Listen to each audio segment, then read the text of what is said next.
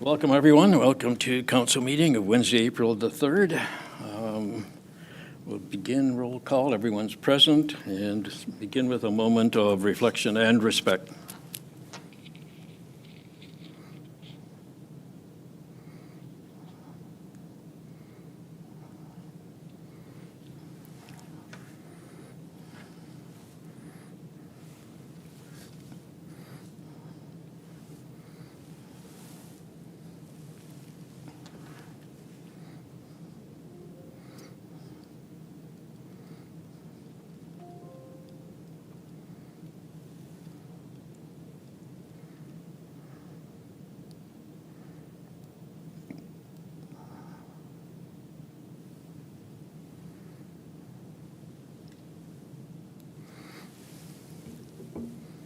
Thank you. Item 3, confirmation of the agenda. Resolution, please. Yep. That council adopts the agenda for the meeting of April 3rd, 2024. Mover and a seconder. Deputy Mayor Barber, Councillor Rahi. All those in favor? Carried. Thank you. Are there any declarations of pecuniary interest?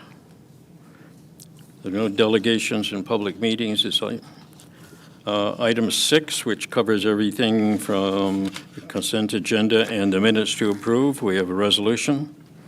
That the April 3rd, 2024 consent agenda be received for information, and that the included recommendations within the staff report be adopted, and that council approves the minutes of the regular meeting of council held on March 20th, 2024. Mover and seconder, Councillor Oslage and Councillor Chapman. Questions or comments from council? Seeing none, all those in favor? Carried. Item 7, action item 7.1, Director of Operations and the Chief Administrative Officer. We have a resolution. That report operations 15-24 respecting waste treatment system upgrades and optimization be received as information, and that council endorse the waste treatment system upgrades and optimization project for submission to the Housing Enabling Water Systems Fund. Thank you. Mover and seconder, Councillor Desrosiers, Councillor Chapman. Who's doing this first? I'll present the report. Thank you, Mr. Mayor. So this report is seeking council's authorization to proceed with an application under the Housing Enabling Water Systems Fund. Staff are proposing to put in for our lagoon optimization and SCADA enhancements. These projects are already included in our water rate study that's been approved by council, and staff are well on their way towards finalizing the project and bringing forward tenders to council for issuance. As council will recall, the optimization of our wastewater treatment is kind of a critical next step to ensuring the continued growth of our community. Without this project in the near future, we'll run into a situation where we can't allocate further services or connections because we won't have the capacity, so our growth will halt. This project also represents a logical next step after the water tower to ensure that our community will have really a competitive advantage in terms of low-cost water rates for the future. So we'll not only be able to grow, but we're going to be assuring that these rates are low. That's currently where we are, even without the grant application. So with the grant, if we're successful with this, it would really add a benefit to the community. Staff have been working on this grant application since the start of this year. We formed the same grant writing team that worked on the water tower. So there's some new members. Some of the teams left, and we've got some new people on board, but we're still kind of putting the same type of focus on it that we did with the water tower. We don't want to be overly optimistic, but the town's application has some merits that we think other municipalities really won't have. The town's existing commitment to proceed with the project, regardless of grant funding, is very attractive. The project does not require an environmental assessment, so we won't encounter delays due to that. The project's already near tendering and construction, so I think the ministry will have a high degree of comfort with the town proceeding and meeting the deadlines. And then the town has also established a pretty strong reputation of being able to effectively execute when provided grants, as we've seen with the water tower project that will be completed at the end of this year, very start of next year. At this time, we believe the project will cost approximately $5 million. If we are successful in getting the grant funding, our share of those costs would be 26%. And Rob can answer any specific questions of council about the projects, but further reports and approvals will be required before construction. I should note as well that the federal government just announced new funding for housing yesterday, so we'll be monitoring to see how that other stream of funding progresses, to see if there's any opportunities there as well, and what kind of projects come out from that. And with that, Rob or myself will try to answer any questions of council. Very good, thank you. Let's hope the team that did the water tower gets the same success on this one. That would be great. Council, questions? Deputy Mayor Barber. Thank you, Worship. One of the time deadlines is September the 30th, 2024, which is a start time. Considering the size of the project, Andy, you already touched on it, that we can do it. But can we do it?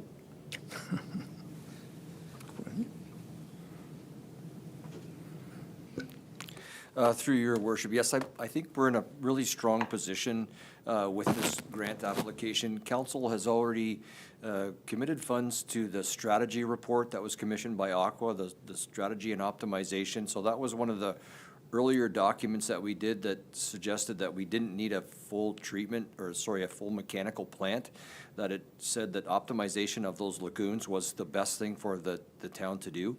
From that, we built an RFP to secure an engineer to start with the detailed design components, and we're very close on that as well. So there are components of this that we can get started right away to meet those deadlines.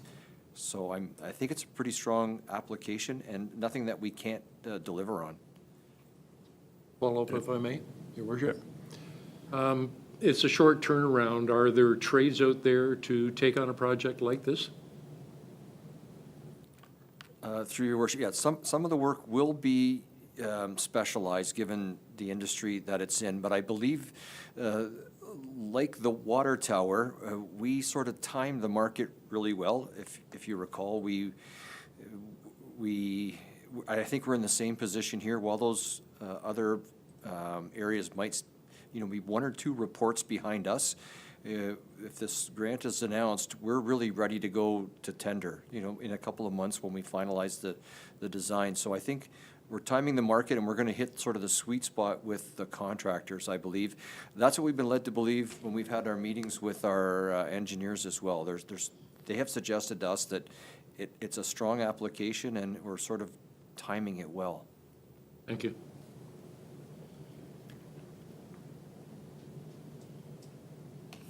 Anyone else? Seeing no one, all those in favor of the resolution? 7.2, Director of Operations, Adopt a Park Resolution. That report Operations 13-24 entitled Adopt a Park Program, Royal Canadian Legion, Colonel Talbot, Branch 81, be received as information. Mover and seconder, Councilor Van Raes and Councilor Rahi. All those in favor? Wait, yes, thank you. Discussion, who's doing the discussion? Rob, since we already passed it. Thank you, Worship. I'm pleased to present this report to Council tonight. The Royal Canadian Legion, the Colonel Talbot Branch 81, has made an application to participate in the Adopt a Park program. The Legion wishes to partner with the town to enhance our regular maintenance of this park. The Legion has sort of a special connection with this park, if you will. Most recently, you'll recall that they They supplied the gazebo that sits sort of prominently in the location in this park downtown. I'm really pleased with this. This is sort of a park that represents the rest of our parks. It sits prominently in the downtown, and it serves to highlight our park and our downtown to visitors. So really pleased to have the Legion partner with us on this project. This report is being presented as information as the Parks and Beautification Committee approved the application using the authority that was granted to them by the council. Okay, thank you. Council? Any discussion on this? Councilor Rahi? Through you, Mr. Mayor, just a comment. It's nice to see the adopted part come in and then be utilized fairly quick. Like someone's already taken the initiative to use the program, so it's just nice to see and can't wait to see what else comes out of it, so, thanks. Yes, been quite a success, the second one in a very short time, so that's a great idea and showing fruit.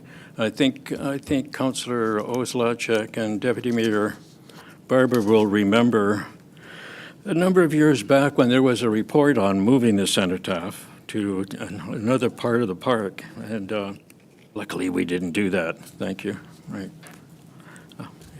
Any other comments? Seeing none, all those in favor? It's carried. Thank you. Item 7.3, Public Works Coordinator, Tender Award Resolution. That report operations 14-24 entitled Tender Award 2024 Tree Trimming and Emergency Removals be received for information. And that council accept the bid submitted by VDM Tree Service in the amount of $28,550 excluding HST for the tree removal, stump removal, and tree trimming services for the town of Elmer in accordance with the tender documents, subject to the town receiving the contractor's requirements. And that given the satisfactory performance and mutual agreeance of the contractor and the council of the town of Elmer, may have the ability to extend the contract up to 2 years following the terms and conditions of the tender document, and that the mayor and clerk be authorized to execute the agreement with VDM Tree Service following the terms and conditions in the tender documents. Thank you. Mover and seconder, Councillor Desrosiers and Councillor Chapman. Who's making the report? I am. Thank you, Susan. Good evening, Mayor and Council. I am pleased to present my report tonight on the 2024 tree trimming and emergency removal service tender.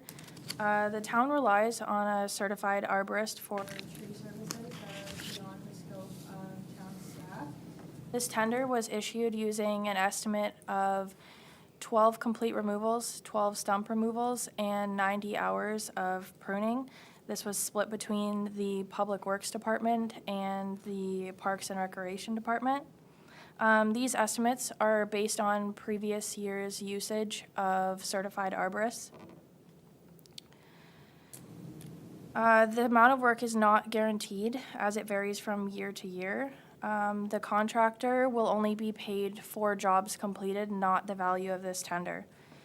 Staff felt an interdepartmental tender had various additional benefits of economies of scale. Staff do not predict any budget implications from this tender. The tender was posted on the town's electronic bid portal, Bids and Tenders, and 3 bids were received in response. They varied considerably in pricing. The lowest bid was submitted by VDM Tree Service in the amount of $28,550. This bid was within staff's prediction of the value of the tender. There were no bid irregularities that would warrant disqualification of the lowest bidder. References and qualifications came back satisfactory. This contractor is out of Eden. They're a certified arborist with 12 years of experience in the field. It is respectfully recommended that council accept the bid submitted by VDM Tree Service in the amount of $28,550, excluding HST. Council also has the option to extend this contract for 1 year 2 times, subject to a satisfactory contractor performance. Thank you for your time. Thank you, Leah. Council? Councilor Desrosiers. Thank you, Mr. Mayor. Just a question regarding the contract details outlining the mulch that's left over from these tree removals. Is the town able to access that for potentially gardens, park gardens, or is it the owner, does the VDM or whatever the company is, do they own that mulch after? Like, what is the mulch take away from that? Rob, do you mind? Through your worship, I don't think that was specifically addressed in the tender. My experience is they're typically looking to get rid of it at the closest possible dump site. And I know the town has gotten the Optimus Park has used that as a dump site for mulch, and I would expect that practice could continue. Yeah, there was a provision for restoration. So any standard restoration, what we were seeking was a tree service provider. So if we had a tender that said, take the tree down, plus you repair all your sod and you kind of work your way out of there, the price would have been a lot higher. What we really wanted was a tree service person. Our staff can come in and clean up after the fact, so they'll work through a lot of those details. There are provisions in there, though, that if in the opinion of the roads manager, it's over and above what we would consider regular restoration, let's say they broke a sidewalk panel or something like that, that would be the responsibility of the contractor. But unfortunately, we didn't address mulch specifically. Okay. Anyone else? Seeing none, all those in favor? As carried, thank you. Item 7.4, Director of Emergency Services, Fire Chief, we have a resolution. Yes, that report fire 03-24 be received for information, and that council approve and financially support the 150th anniversary at the Elmer Fire Station on Saturday, July 2024, from 11 a.m. till 3 p.m. at the cost of $2,000. Thank you. Mover and seconder, Councilor Desrosiers and Councilor Van Raes. Chief, is he going to be virtual, or Yes, he will. give him a minute, see if we can find him? Well, I'm here. He's at the fire station.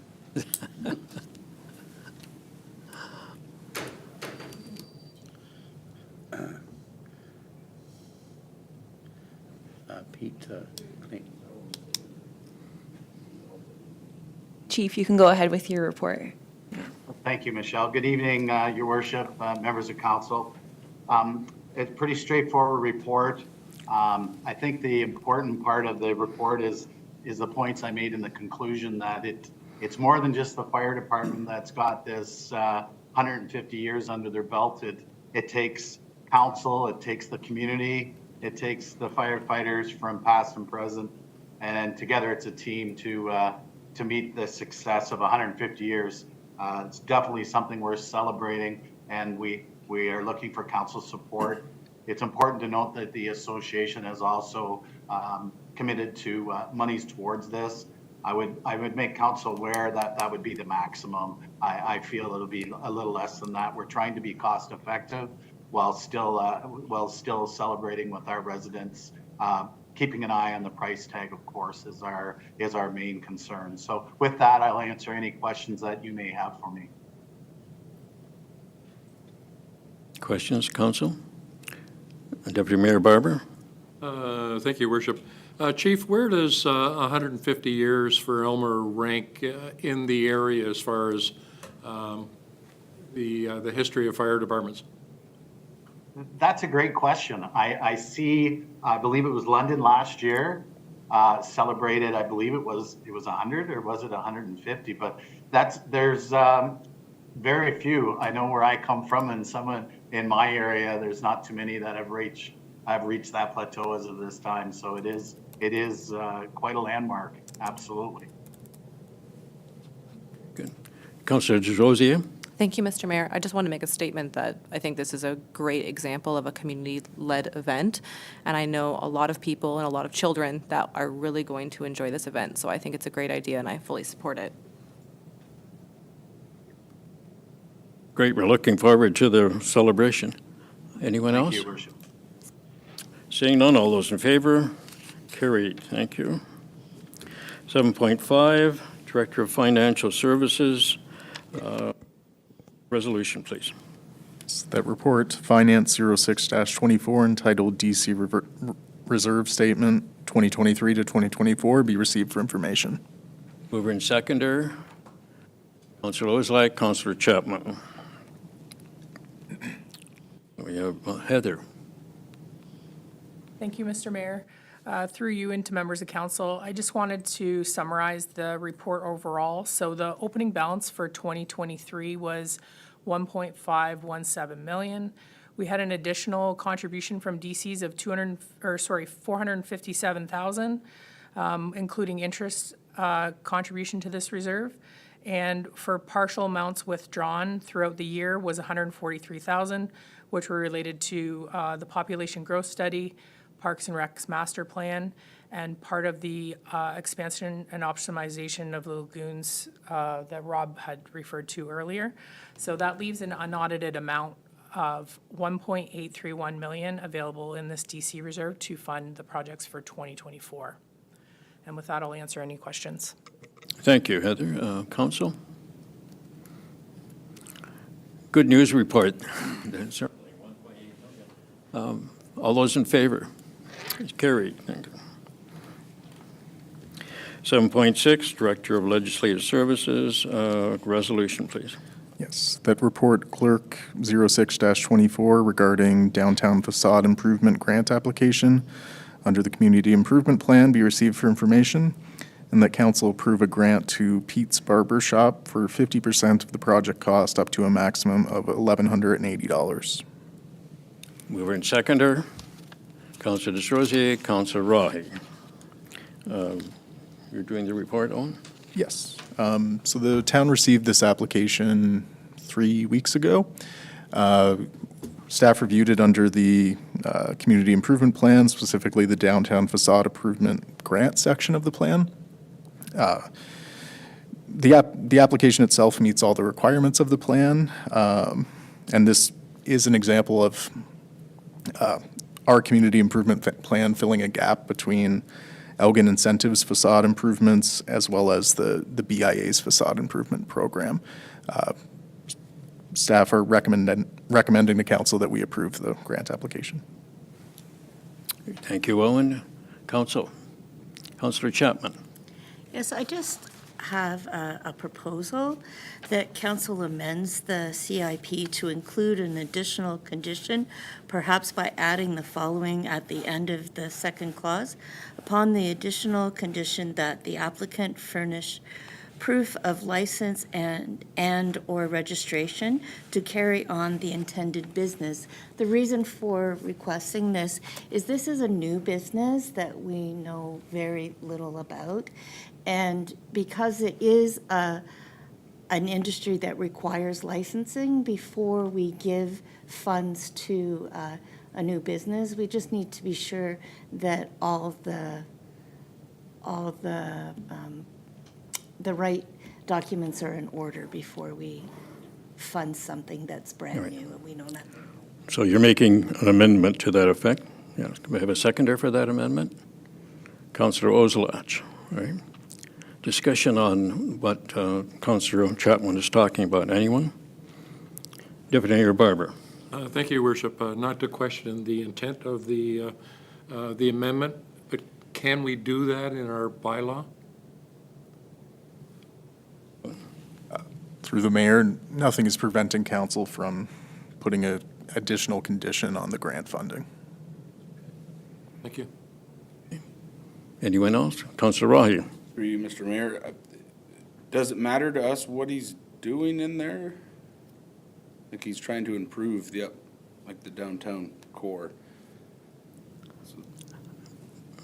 Through you, Your Worship. His intent is to operate a business that requires a license.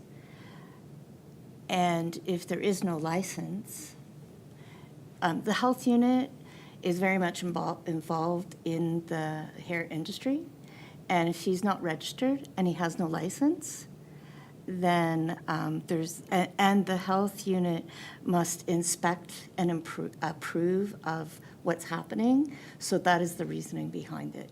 It's because of the type of business that he intends to operate. If we're going to give money to a business that we want to flourish, if we give money and they don't meet the qualifications, then we're giving money. So it's just to make sure that the money that we're investing is going to be there for a while, instead of investing in something that's not been registered and not licensed, and it not continuing to be there. It's because if it was an existing business, those would already be in place. But because it's a new business, there should be proof that they've met the requirements to open that type of business. Councillor Van Raes. Through you, Mr. Mayor, and not to go against what you're saying, I just want to question a bit more. Is it the town's responsibility to know what license is required for each business? Would we have, would it be more work on staff to have to go and determine whether it was a barber shop or a business similar to my business or a restaurant going in? Is it town's responsibility to determine what licensing is required before approving anything for them? Would that not put extra work on staff to determine if they have everything? Because we would ask them to show us everything that you have, but at the same time, we might not know all the licensing that's required. So that's my question. Are we asking for extra work? I'm not disagreeing with it. I think businesses should be licensed and have the proper registration. Being a business owner myself, I know the importance of it. But at the same time, I also like the fact that he's actually put the time in to apply for this, which showing some commitment and dedication, because I've seen other businesses that'll just slap a vinyl sign up and then take it down or leave it when they go out of business. At least he's investing some, so hopefully that means he's doing everything properly. But that's just my question. Would it put more on staff to have to know the requirements of each individual business? Through you, Mr. Mayor, in terms of this motion, it certainly wouldn't, because the onus would be on him to present that information in order to access the grant funding. So it wouldn't be additional work for staff. I mean, the next step is to go full into business licensing, which would create some additional steps if you wanted to know what every business was doing and regulate all businesses. I don't think staff are here recommending that, but certainly if council wanted us to go back and look at that, we could. But that's not what we're intending. More of, I think what this amendment suggests is similar to what I've heard at some of the Elgin incentives meetings, where they talk about, we give out a grant and 2 years later the business closes. Should we make it a loan that's, requires that you need to operate the business for 2 years? It's something similar along that vein to protect the investment of the town, I believe, is what we're looking at. And so this amendment only deals with looking at the licensing of the business when they apply for a CIP loan or a CIP grant, right? So it's not like we have to look at every business, No. Right. Through you, Your Worship, only when they're applying for a grant, when they're asking for money from the town to support their business, we just, to give the money, there should be something to follow up to that. They could be open for 6 months and close again. And it can happen with any business, but if they don't have the proper licensing and registration in place, they're more likely to not be successful. Mm-hmm. So it's just kind of a safeguard of the town's money, that we're not giving out $1,180 and for a sign that may only be there a short period of time. The goal is to help the business to be there longer. If we are continue, and it's not just this business, it should be any business that applies for this grant, we should make sure that it's registered at least. Because in order to have a HST number and all of those things, your business must be registered. So it's to protect the investment of the town. Okay. Okay, thank you. Anyone else? Councillor Rahi. Through you, Mr. Mayor, to Councillor Chapman. So just to clarify, is that for just this application, or are we doing it for all of the applications after this? That's my. For the CIP loan. Okay. This does not reflect on future applications. It is a touchy question, yes. Yes, but as the amendment has been read to council, I believe it would just be this application. Okay. Yes. Anyone else? Okay, so I'm going to call the question on the motion as amended. So just to tell you what happens, if the motion as amended is passed, then we won't deal with the regular motion. If the motion as amended is defeated, then we would still vote on the regular motion. Is that understandable? Okay. So I'll call question on the motion as amended. All those in favor? And we have everyone. Thank you very much. That's carried. Item 7.6, Director of Legislative, 7.7, Elmer Pool Update Resolution. That report CAO 19-24 respecting Elmer Pool update be received as information. Mover and seconder, Deputy Mayor Barber and Councillor Van Raes. Thank you, Mr. Mayor. So this is really just an update. As I know, there was a verbal request for staff to report back at this meeting. Staff do want to take, another 2 weeks to see if there's some movement on this and talk to the YWCA again. This report, along with an offer to discuss, has been sent on to our neighboring municipality. However, I've not received a response back. So again, this is primarily an update placeholder to assure council that staff are continuing to work upon this matter. We will have a much more fulsome discussion and fulsome report at the next meeting. And with that, staff will try to answer any questions council might have. Council. Councillor Rahi. Through you, Mr. Mayor, to Andy, how long do we have to make a decision on this before it becomes a problem to operate the pool? Like, when do we have to come up with the funds to carry on the way that we normally do? Andy. Through you, Mr. Mayor, I think what we'd like to do is to get a final decision on this on April 17th, because we don't want to continue to drag this on. Certainly I don't want our Elmer residents to think that we're going to shut down the pool over this. We aren't. We're committed to that and to the operation of the YWCA in the pool. Anyone else? Deputy Mayor Barber? Thank you, Worship.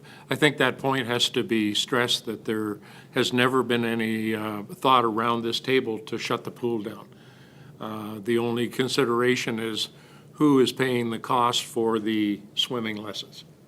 And that's what this issue is all about. Okay, anyone else? Seeing none, all those in favor? It is carried. Thank you. Okay, new business and matters of urgency. All right. Next item is, I believe, the notice of motion, 8.1. Councilor Desrosiers regarding the FCM table officer election endorsement. We have a resolution. Yes. Whereas the Federation of Canadian Municipalities represents the interests of member municipalities on policy and program matters that fall within federal jurisdiction. And whereas FCM table officers are comprised of elected officials from all regions and sizes of communities to form a broad base of support and provide FCM with the united voice required to carry the municipal message to the federal government. And whereas FCM has expressed interest in engaging diverse representation for positions and providing municipalities a voice at the national level. And whereas FCM's annual general meeting will be June 9th, 2024, followed by the election of the FCM Board of Directors and table officers. Therefore, be it resolved that the Council of the Town of Elmer endorse Catherine DesRosiers to stand for election on the FCM table officers for the period starting in June 2024 and ending in June 2025. Okay, thank you. Councillor DesRosiers has moved the motion. Do we have a seconder? Councillor Oslach. Okay. Discussion by council. I'll recognize Deputy Mayor Barber has his hand up first. Thank you, Worship. What we don't know about the FCM is the cost of membership and the benefits of membership. And without that information, it would be difficult to make an informed decision. I'm suggesting that council consider deferring this particular matter until the next meeting of council, which is April 17th, in order that staff can bring back a report outlining the cost and the benefits of FCM. Are you making a motion to defer? Yes, sir, I am. Okay. Do we have a seconder? Councillor Van Raes. Discussion on the motion to defer. Councillor DesRosiers. Thank you, Mr. Mayor. The comment isn't necessarily for the deferral, but it would be applicable, so I guess it's for both. This initially started back in January when an FCM member approached me regarding potential interest in becoming a part of the organization.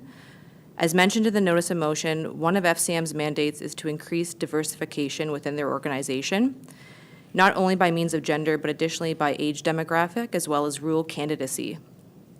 With regards to Ontario, FCM representation comes solely from urban centres rather than a mix of both urban and rural. With a dominance of urban representation, rural issues and priorities are not being advocated adequately within the federal policy and programs. After a February 14th podcast interview, I was approached yet again after more members of FCM viewed the interview, found my webpage, and viewed my LinkedIn profile. Following additional conference calls, it was understood that this was an opportunity for our community and the offer should be fairly considered. One thing I would like to point out, the notice of motion does have a discrepancy regarding the FCM position. It was initially communicated to FCM that intended interest was at an entry-level position within the organization. During conference calls, several positions were outlined and the terminology of involvement was mislabeled. After a call with FCM following our March 20th meeting, this discrepancy was identified and support was clarified and confirmed for the position of committee member. So regardless of how this proceeds, I would like to amend the notice of motion, even if it includes that, to change the table officer to committee member, because that is what I'm actually looking to go for. As a committee member, involvement is economical in terms of municipal commitment and expense. Monthly meetings are held virtually and conference participation is optional, precluding the municipality from expenses. As the county has newly canceled their membership with FCM, this would incur the initial cost of membership specifically for the town. After consulting with FCM, the expected cost would be approximately $1,683.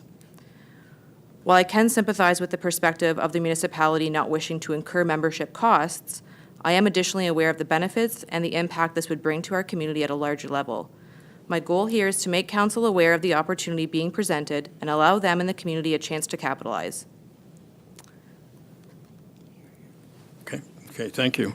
Yeah, so certainly commendable that you would want to take this route. And certainly the issue here, I think, is mainly we have to belong to FCM in order for to approve your endorsement, correct? Mm-hmm. So we do have on the floor a deferral motion, which means that we would defer this issue until the next council meeting so that so the staff has a chance to look at the pros and cons of joining FCM. So we have to deal with the deferral motion first. If the deferral motion passes, then we would bring this back on April the 17th. If the deferral motion fails, then we would go back to the original motion that we have tabled. A question about that? Just to follow up, as long as we change the title in there, 'cause that's really important to me, I'm fine with the deferral as it mentioned in there, they're not making a decision on committee members until after the June 9th election, so there's plenty of time to do that, so. Sure. Okay, I think we can just change the name of that without any Thank you, sorry. problem. Okay, good. So we have the deferral motion on the table. Any further comment on it? All right, so we're voting on deferring this issue until the next council meeting. All those in favor? And that is carried. Thank you. Thank you very much. Item 9, readings of bylaw and proceedings therefrom, the bylaws. The council gives 3 readings to and approves bylaw 32-24, being a bylaw to confirm the proceedings of council at the regular council meeting held on March 20th, 2024. Okay. Mover and seconder, Councillor Chapman and Councillor Oslach. Questions or comments on any of those? Seeing none, all those in favor? Carried. Thank you. Inquiries by members? No inquiry. Statements and committee reports?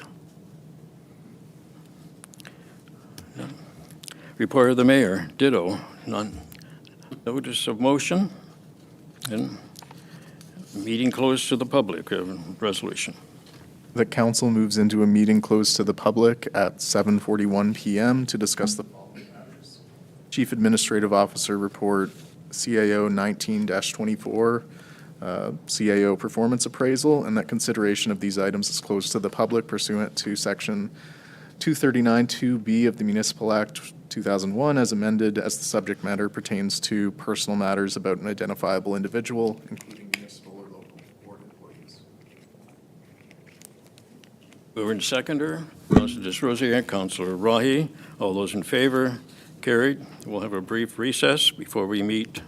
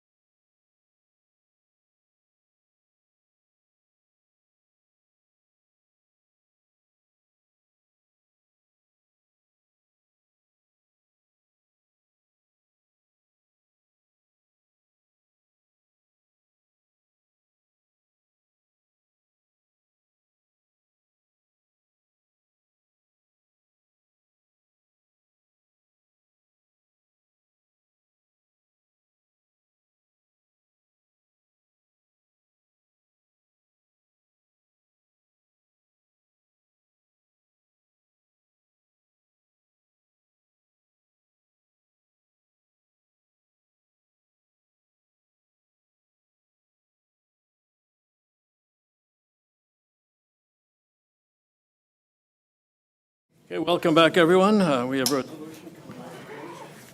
That council rise from the meeting closed to the public at 8 and reports the following, that council received for information, staff report CAO 19-24 regarding the CAO performance appraisal and provided direction to the clerk. mover and seconder, Councilor Desrosiers and Deputy Mayor Barber. All those in favor? Carried. Motion to adjourn, right? Yes. The council do now adjourn at 8:16 PM. Mover seconder, Councilor Rahi, Councilor Chapman. All those in favor? Carried. Thank you very much, ladies and gentlemen. Yep.